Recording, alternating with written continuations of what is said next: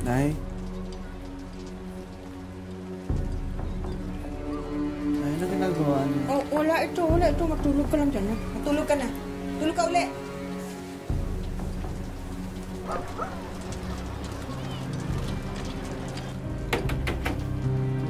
Bilis. Anak, dali. Halika. Dito. Dito. Dali.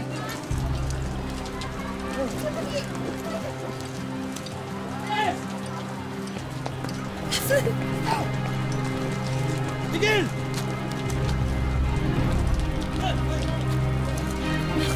Dito ka na. Susundan ko tayo.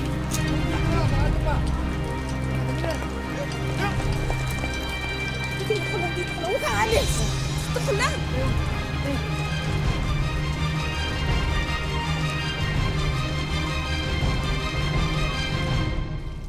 Hindi raw mapipili ng anak ang kapalarang iginuhit ng kanyang mga magulang. Ngunit si Raymond, mahirap mang maalis ang mansya sa kanyang pagkatao.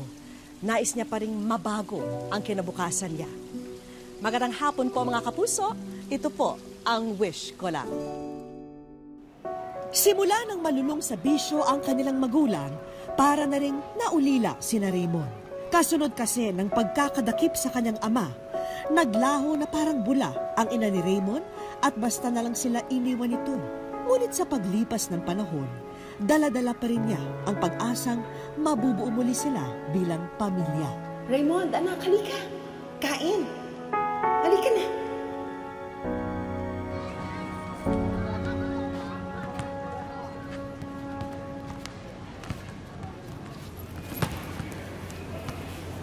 Uy! Raymond! Uy, tulala ka na naman.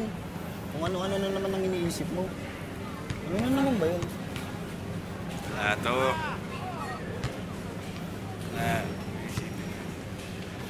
Sige, tara, laro na tayo. Sali na ako. Anong game? Kanina pa kami naglalaro eh. Ganun ba? Oh, teka. Ate mo yun ah. Kung ano. Teka, saglit lang ha. Ate! Ate! Ano laman yan? Saan ka pupunta? Anong laman yan? Teka, tsaka ba't mo kasama to? Di ba adik to?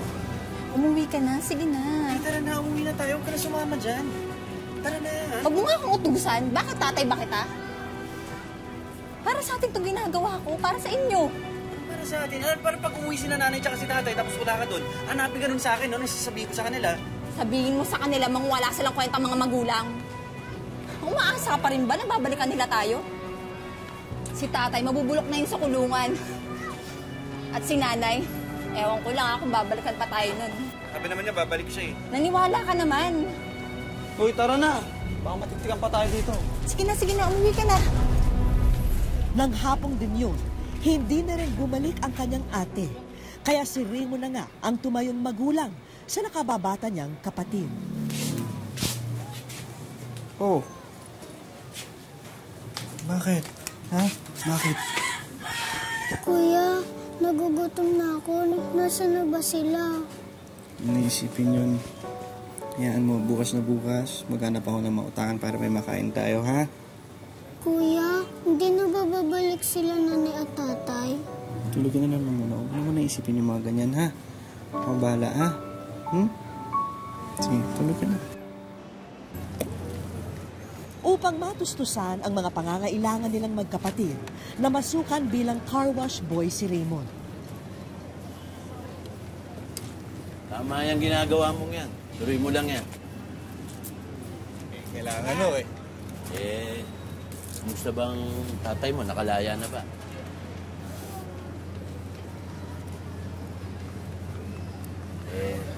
Andiyan ba nanay mo? Ayun, di pa rin nung nakakabalik. Alam mo, Raymond, sayang yung kasipagan mo. Kaya huwag kang mag-alala. Ipagpatuloy mo lang pagtatrabaho mo sa akin, yung pagsisipag mo, ako magpapaaral sa'yo. Oh, talaga ba? Oo, pero pangako mo, hindi ka magbibisyo, ha? Oo, hindi yun. Malabo mangyari talaga yun. Hindi mangyayari yun.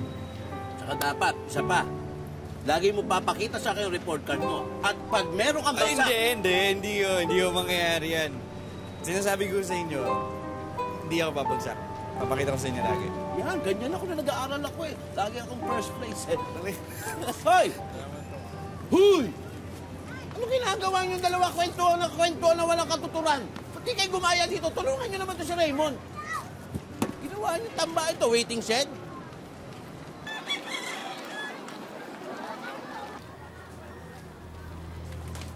Nay?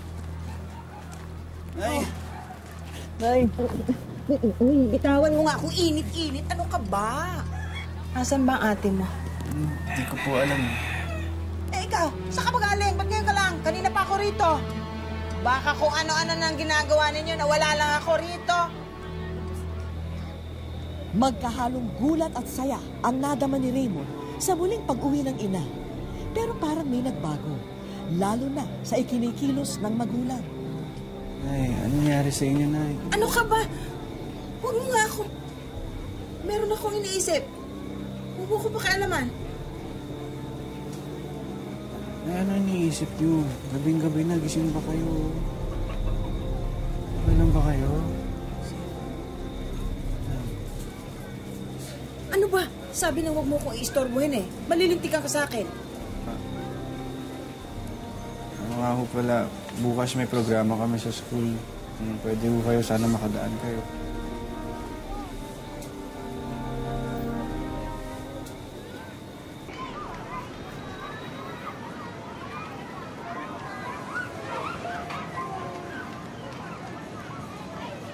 Nay! Nay! Ito! Nay! Isisimula na yung seremonya sa kuha. Teka nga, sandali. Nakikita mo ba yung batang yun? Yung manika ko, ninakaw niya eh. Akin yun eh. Akin to. Hoy! Akin to. Nay, sandali lang ho. Akin yun eh. Ninakaw niya. Akin yan eh. Akin niya. Ano nangyayari dito? Akin niya. Ninakaw. Pasensya na ho kayo. Nay, wala tayong mani. Ano mo ba yan? Iuwi mo na yan. Baka makasakit pa yan dito. Akin na yan!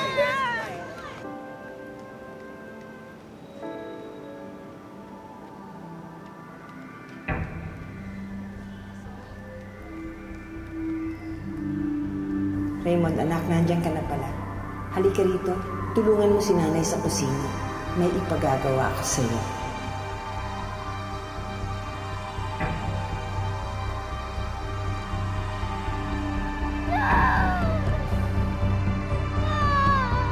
Tumigil ka! Tumigil ka, sabi! Mapupuruhan ka sa akin lalo! Tigil ka! Gusto mo? Tawan mo ako! Tigil! Tigil! Nay! Nay, ano yan? Anong ginagawa mo? Akin na yan! Tigil! Saka ba? Gusto mo ako makulong, ano? Gusto mo? Pati ikaw, pupuruhan kita! Nay, tandaan! Akin na yan! Tumigil ka! Nay, bitawan Huwag niya! kang maingay! Sasaksakin ka to eh! Nay, Tigil! Saka pa! Gusto mo talaga pati ako makulong, ano? Nay, bitawan niyo na yan! Anong ginagawa niyo? Anak niyo yan, oh! Nay! Nay! Nay! Takbo doon! Nay, anong ginagawa niyo? Nay, anak niyo ako! Anong ginagawa niyo? Anong nangyari sa inyo? Bitawan mo! Nay, upo ka. Nay, ako to si Raymond, anak niyo. Anong nangyari sa inyo? Nay!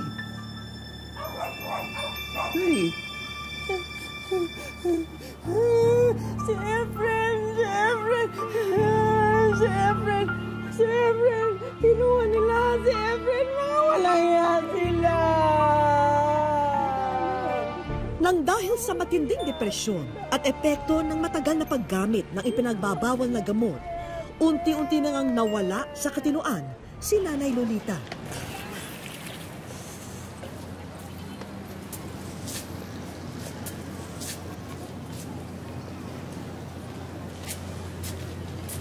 Malalim ang iniisip mo, bata.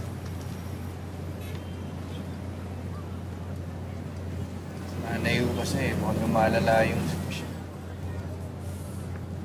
Alam mo, Raymond, huwag mo mamasamain yung sasabihin ko, ah. Alam mo, kasalanan din naman nilang lahat yan, eh. Napagkalulong sila sa masamang bisyo. Pero, nangyari na nangyari, hindi na natin may babalik yan. May iba ako. Eh, yung ate mo, bumalik na ba? Oo, yun. Wala nagpaparamdam. Alam mo, Raymond, minsan nga naman ang buhay, eh. Nakaka-jackpot ka, pero puro kamalasan. Pero nakikita ko sa'yo, may tama ka at malinis na puso. Alagaan mo yung pamilya mo. Ikaw ang sandigan nila. Salamat. Kuya Alan, Raymond, may natukhang daw doon, babae. Taga rito daw.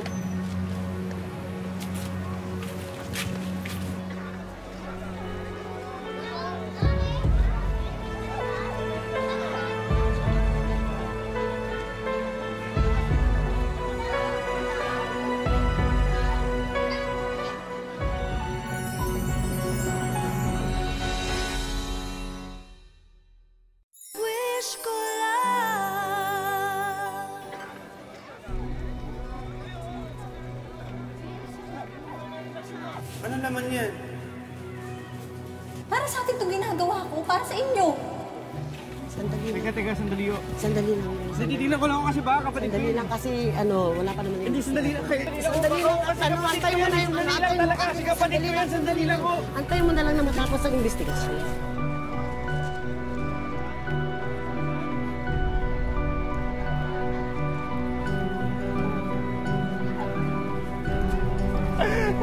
Raymond! Hindi yan ang ate mo. Alam ko kung nasaan ang ate mo.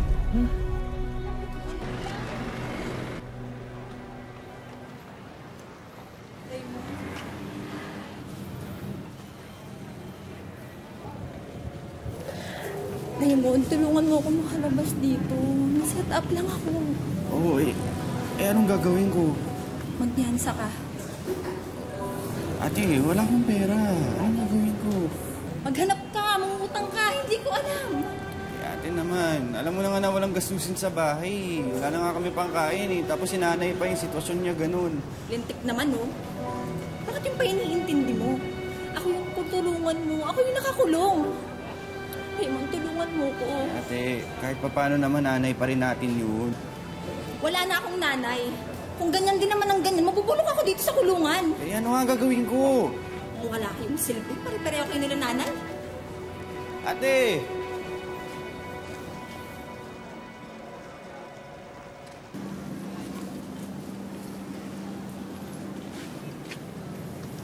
Narinig ko yung problema doon sa ate mo. Alam mo eh, gusto ko man tumulong, kaya lang masyadong malaki yung halaga na hinihingi. Okay lang ho yun. Hindi ko lang talaga matiis na pati si ate nasa kulungan. Lahat na lang. Alam mo, Kuya Alan, kasabay-sabay na lahat eh. Parang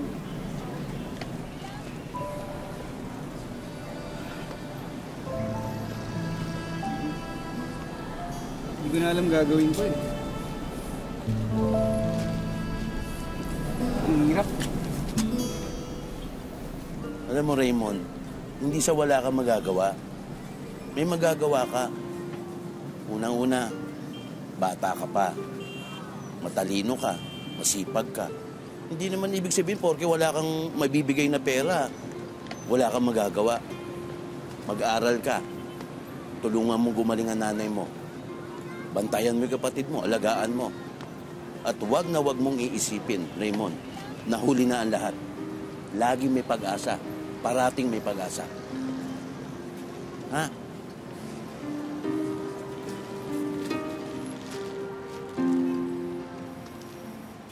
Ngayon.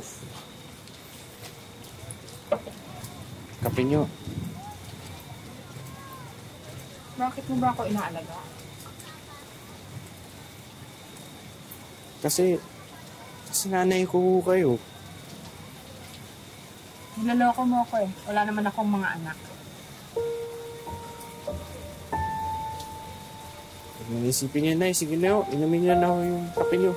Baka lumamig pa yan.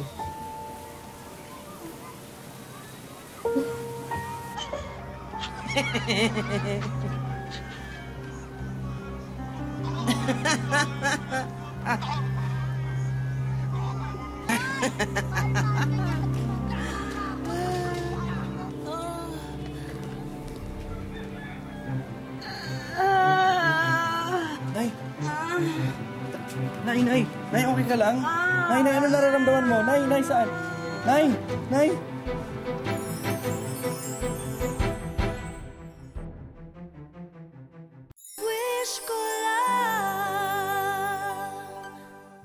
Kahit bata pa si Raymond, pasanan niya ang mabigat na responsibilidad. Nariyan ang alaga ng ina na may sakit at magsilbing breadwinner sa kanyang pamilya. Maaga siyang minulat sa realidad ng kahirapan sa buhay. Nang dahil sa mild stroke, mas lalong kailangan tutukan ang pag-aalaga kay Nanay Lolita. Maliban sa hirap na dinaranas ni Raymond, mas masakit daw tanggapin para sa kanya ang sinapit ng ina. At kahit nagkapalit man sila ng obligasyon na ang anak na ang nag-aalaga, titiisin na niya ang ganitong sitwasyon basta magkakasama sila. Hindi takot ha? Pabahala ka lang tayo ha? Ha? Nanay? Halikuan ko po kayo ha?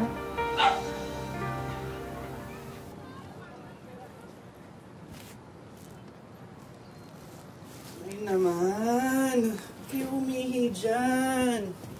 Naman, sige na. Sino ka ba? Nay, ako to, si Raymond, anak niyo. Sige na ho. Wala ako, anak. Wala.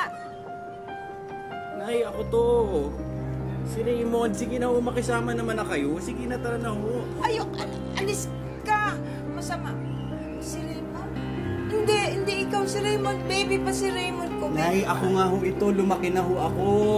Sige na ho, tara na. Maliliit na ho ako talaga. Makisama. Masama ka. Malis ka. Ayoko. Ay naman, ako pa yung masama. Masama ka. Alis ka. Alis. Layas. Ay naman.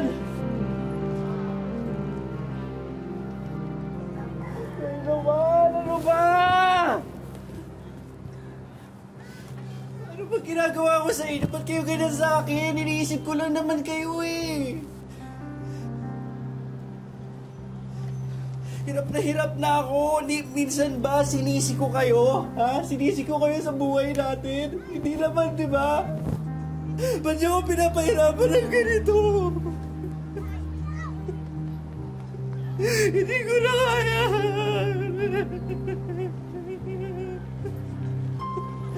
Pero kala ko inaalala ko, ako pa yung masama.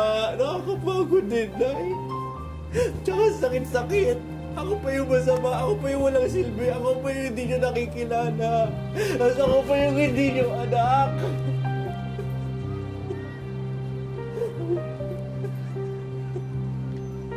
Hindi na naman kayo nasaktan sa ginawa ni tatay. Kami rin naman ni ate, kami rin naman ni Diego. Ang hirap-hirap, Nay.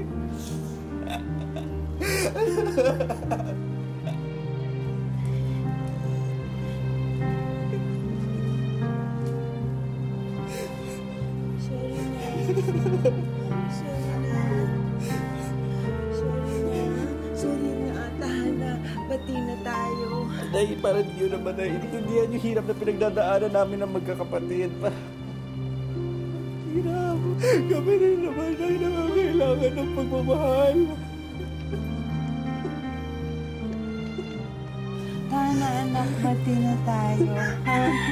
Bati na tayo. Bati na tayo, baby ko. Tahana.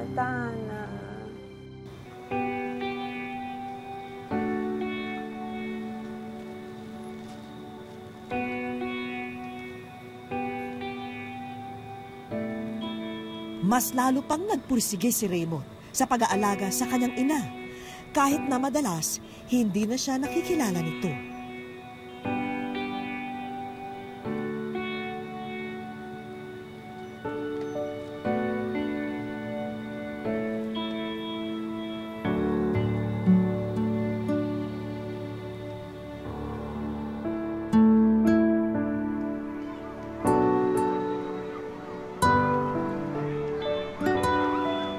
Minsan na raw na ikwento ni Raymond ang kanyang simpleng hiling sa kanyang mga kaklase at kaibigan, na bagamat pinagwatak-watak sila ng kanyang mga mahal sa buhay ng mapait na pagkakataon, patuloy pa rin siyang umaasa na balang araw matutupad din ang kanyang pangarap na mabubuo muli ang kanyang pamilya at mababago na ang kanilang kapalaran.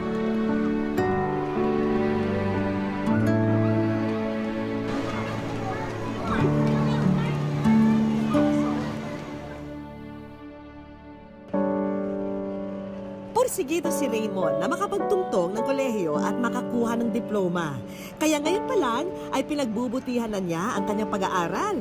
Kasalukuyan siyang nasa grade 5. Para po sa akin na bukas, para po hindi po kayo mag-aasa sa aming mga magulang.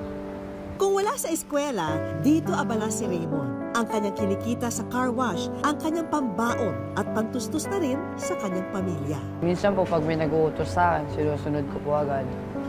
Tsaka po yung mga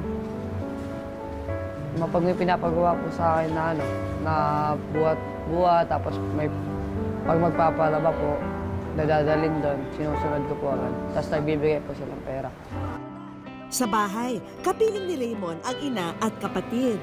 Mas maayos naman ang kalagayan ng ina ngayon dahil sa nakakainom na siya ng gamot kahit papano.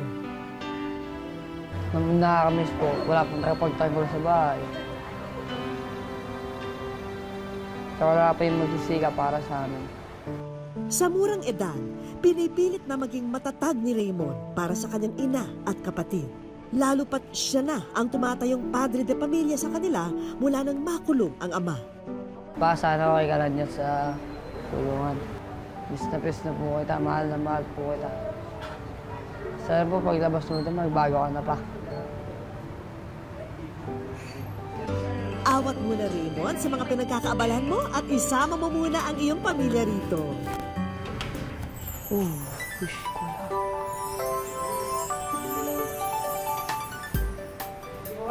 Wish ko lang. At mula sa amin sa Wish Ko Lang, narito ang groceries, mga damit, laruan para kay Bunso at gamit sa bahay. Pero teka, mukhang mas na-excite si Raymond sa isang nakita. STI, keep up own pledge. Maraming salamat po sa STI. Saka po sa GMA, lalo po sa Wish Ko Lang. Maraming salamat po.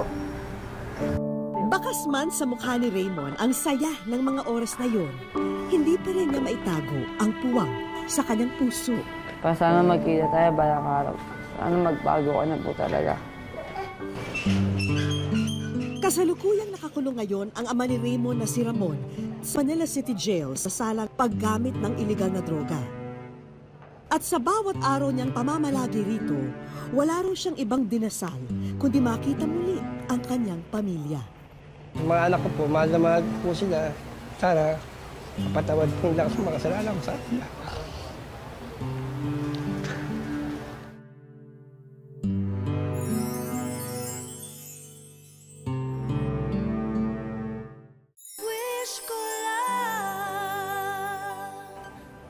At sa bawat araw niyang pamamalagi rito, wala rin siyang ibang dinasal kundi makita muli ang kanyang pamilya. Mga anak ko po, mahal na mahal po sila. Sana, kapatawad po nila sa mga kasalanan ko sa kanila.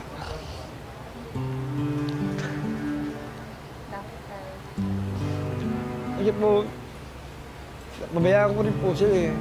Dahil sa pagkakakulong ko po rito eh. Lalo po yung anak ko nag-aaral, si Raymond. Siya po mag-isang nag-aaral para sa kayo. Sa puntong ito, isang sulat ang iniabot namin kay Ramon. Malapit ako eh. Malapit? Sulat ito ni Raymond para sa kanyang ama na binasa niya noon sa kanyang eskwelahan. Sana dumating yung araw na magkasama tayong buong pamilya. Nak, maraming salamat sa sulat mo. Kahit pa ako. Mapagamong ka loob. Ang hindi alam ng ama, meron siyang mga bisita.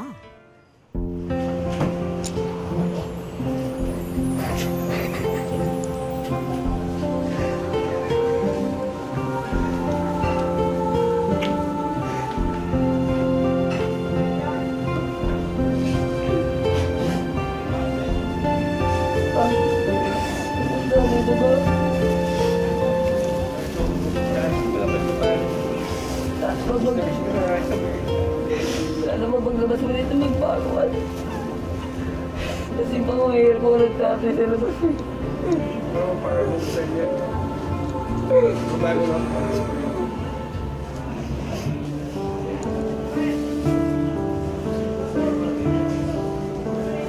Napakakit ko niya ako magpano ko. Mapakabig na rin. Nakalabas ko ako dito. Isang regalo ang iniwan ni Raymond para sa ama. Ito ako, ito po na ginagawa ko sa alam ko. Ito na, kaya wala pa. Pagkabas ko dito, wala akong itong sumay ko. Hindi kayo makakalaw yung parang. Makikita mo na ang bagong buhay ko, araw-araw sa pag-aaral. Hintay ka namin sa paglabas mo. Sana ba matupad pa yung pangako mo sa amin? Yun. Pangako mo sa inyo. Naway mabago na ang kapalaran para kay Raymond at sa kanyang pamilya. Lalo pat siya na ang nagtitimon ng kanilang kinabukasan tungo sa inaasam na pag-asa. Hindi man natin hiningi ang inihain sa atin na tadhana, kailangang matutunan nating harapin at pagtagumpayan ang bawat pagsubok na dumarating. Dahil sa ganitong paraan, makakamit po natin ang pinapangarap natin sa buhay. Hanggang sa susunod na Sabado mga kapuso, ako po si Vicky Morales at ito po ang Wish Ko Lang.